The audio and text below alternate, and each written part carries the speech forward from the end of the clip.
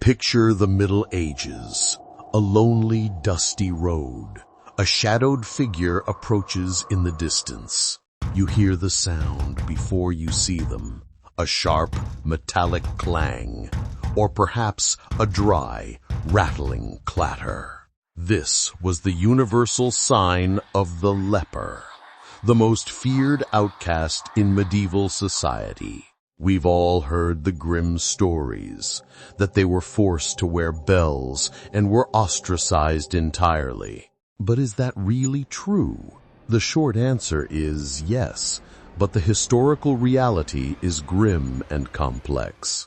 By the 12th century, leprosy, now known as Hansen's disease, was terrifying Europe. If you were diagnosed, it was literally a legal life sentence. You faced a ritual called Civic Death. A priest would often perform a full funeral mass for you while you stood there, alive. You might even stand in an open grave while earth was thrown onto your feet. You were declared Mortuus Mundo, dead to the world. Your previous life was absolutely over. You could no longer enter a church, a market, or drink from public water sources. You were handed your new uniform to mark your separation, a rough gray cloak and a begging bowl, and, crucial to our story, a noisemaker. Sometimes it was a small bell. More often, it was a wooden clapper. Two boards hinged together to make a loud racket.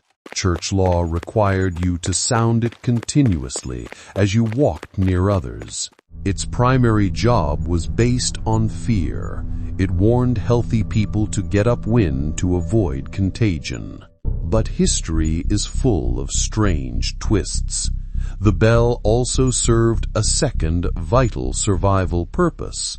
Since legally dead lepers couldn't work, they relied totally on charity to eat. The clapper alerted townsfolk that a leper was approaching the gates. It allowed people to leave food or coins at a safe distance without making direct contact. So the bell wasn't just a warning label for a feared disease. It was also a beggar's essential tool. It was a brutal existence, defined by the sound of that terrible rattling, a noise that signaled both their total exile and their only hope for their next meal.